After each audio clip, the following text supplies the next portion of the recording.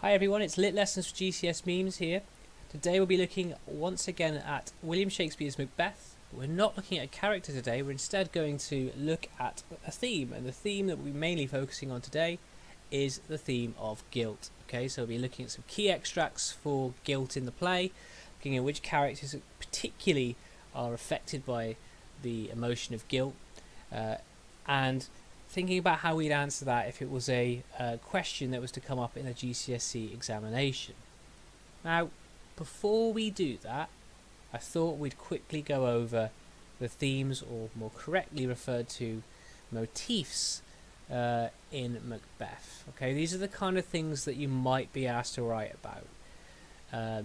Theme questions come up, and some students love them, some students hate them. I personally think they're really, really good, the themes questions, and I'll explain why after I've showed you this list.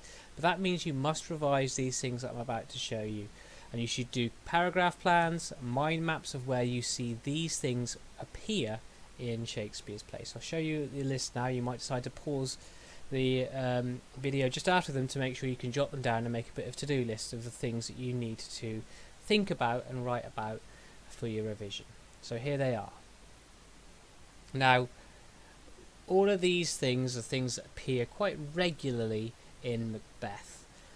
And we'll be looking at guilt today, and I'll be showing you how I would write about guilt in a GCSE examination. But what you should be thinking about doing at home is thinking about making either mind maps, paragraph plans, or actually writing your paragraphs on how these things appear and why they're important in the play.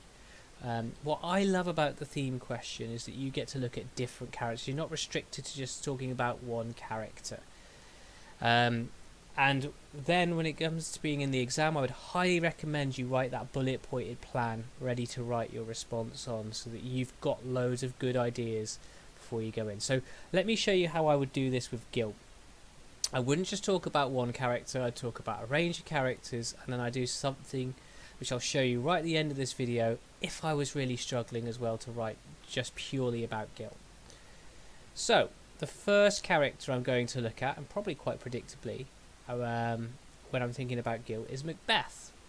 And in a response about guilt, I would talk about these things in my paragraph about Macbeth. Now, first of all, the guilt that we see in Macbeth happens before the murder. He's indecisive. He uses his soliloquies, his speeches by himself, to show you he feels terrible for even thinking about killing the king.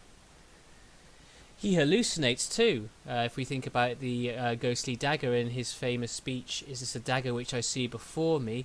that would have been seen as a huge symbol of his guilt to an audience who believed that hallucinating and sleepwalking and showing yourself to be crazy was a sign of pent-up guilt.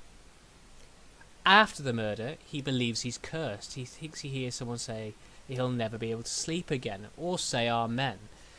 And this idea of him feeling cursed shows you his remorse once more about the terrible act that he's just done.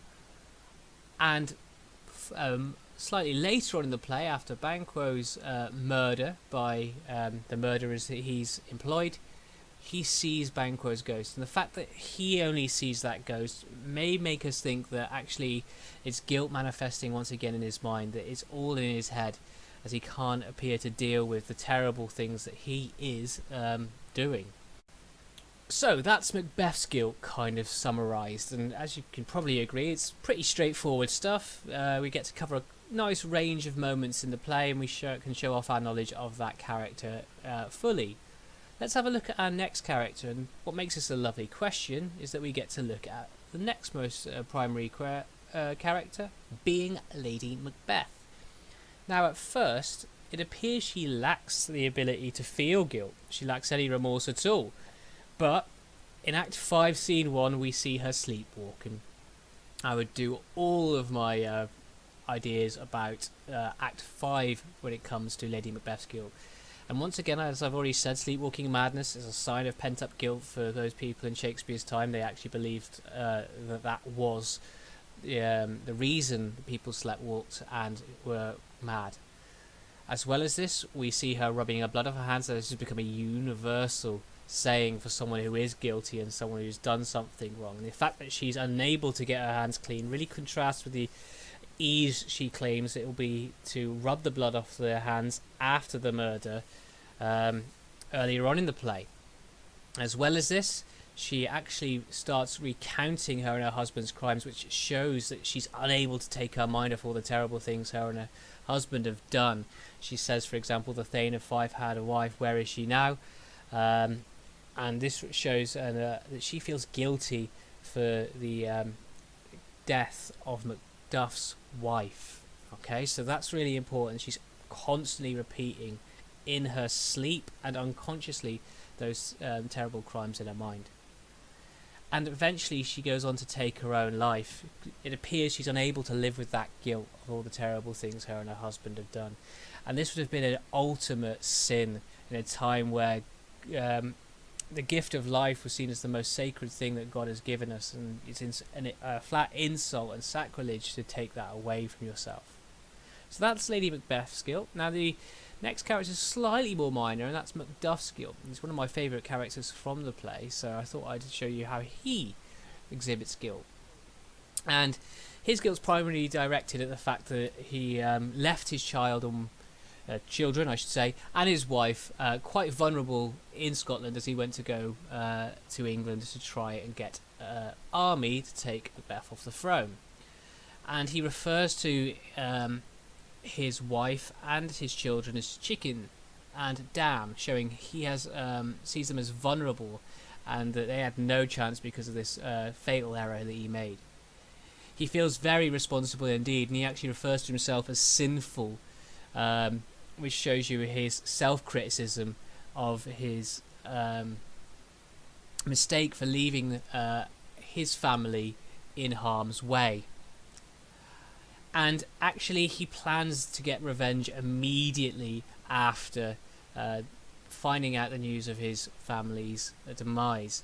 And actually he seems to be worried about being haunted by his family if he does not get to exert revenge and fight Macbeth front to front, face to face, to make up for the terrible mistake that he believes that he's made. So that's Macduff's guilt kind of summed up there, and he is terrified of being haunted obviously by his family, but more metaphorically by the guilt of not avenging their deaths, I believe is the best way of putting it. So if you're struggling with that, and if you're ever struggling with a theme question, this is another thing that you can do if you want to be a literature student who looks a bit more thoughtful.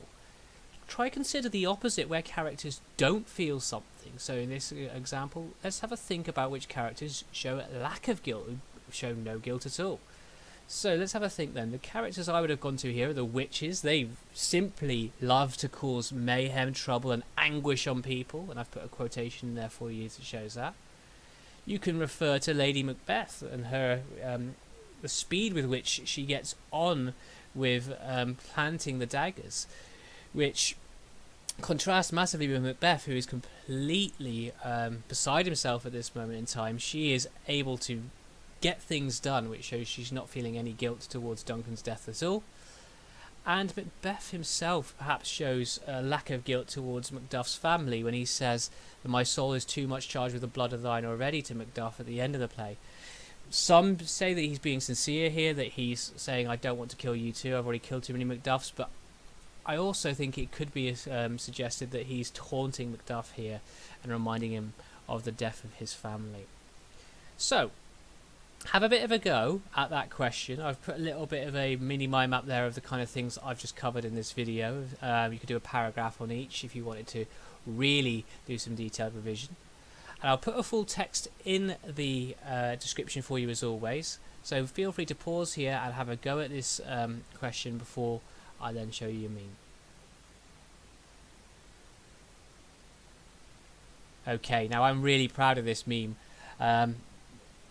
So I'll show it you immediately, and it's probably my favourite quote from the play, which is sleep no more, Macbeth doth murder sleep, and this idea that he's unable to sleep after the murder of Duncan, and perhaps that's maybe the reason why he's so mad during the rest of the play.